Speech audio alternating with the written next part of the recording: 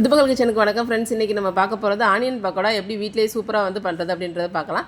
அதுக்கு நான் தேவையான அளவுக்கு 2 பெரிய வெங்காயத்தை நல்லா சின்ன சின்னதாக வந்து கட் பண்ணி எடுத்து வச்சுருக்கேன். ஸோ அது கூடவே வந்து ஒரு கைப்பிடி அளவுக்கு பூண்டும் 2 பச்சை மிளகாயும் போட்டு நல்லா இடித்து எடுத்து வச்சுக்கலாம். அது கூடவே 2 டேபிள் ஸ்பூன் அளவுக்கு கடல மாவு, 1 டேபிள் ஸ்பூன் அளவுக்கு பச்சரிசி மாவு, அது கூடவே வந்து கொத்தமல்லி, கருவேப்பிலை எல்லாத்தையும் வந்து சின்ன சின்ன துண்டுகளாக வந்து நல்லா நறுக்கலாம். அது கூட வந்து கொஞ்சமாக வந்து உப்பு, தேவையான பெருஞ்சீரகம் எல்லாத்தையும் போட்டு கொஞ்சம் நெய்யும் வந்து அதில் வந்து ஊற்றிக்கிருங்க.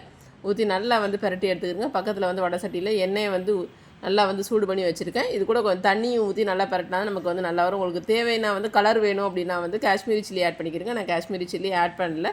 ஸோ இந்த மாதிரியே போட்டு வந்து எண்ணெய் வந்து நல்லா சூடானதுக்கப்புறம் சிம்லேயே வச்சு நீங்கள் வந்து என்ன பண்ணணுன்னா இதை வந்து நம்ம சின்ன சின்னதாக வந்து போட்டு நம்ம வந்து நல்லா ஒரு 5 to 6 மினிட்ஸ் நல்லா வேக விட்டு எடுங்க. ரொம்ப சூப்பரான ரெசிபி, ரொம்ப ஹெல்த்தியான ரெசிபி, ஈவினிங் ஸ்நாக்ஸ்க்கு ரொம்ப நல்லாயிருக்கும். ஸோ இதே மாதிரி நீங்கள் ட்ரை பண்ணி பாருங்கள் ஃப்ரெண்ட்ஸ். ட்ரை பண்ணி பார்த்து எப்படி இருக்குது அப்படின்றத மறந்துடாமல் கமெண்ட்ஸில் கொடுங்க. புது வியூவர்ஸ் யாரும் பார்க்குறீங்கன்னா மறந்துடாமல் சப்ஸ்கிரைப் பட்டனே கிளிக் பண்ணுங்கள். அப்போ தான் நான் கொடுக்குற அடுத்தடுத்த வீடியோஸ் நீங்கள் மிஸ் பண்ணாமல் பார்க்க முடியும். Bye bye friends.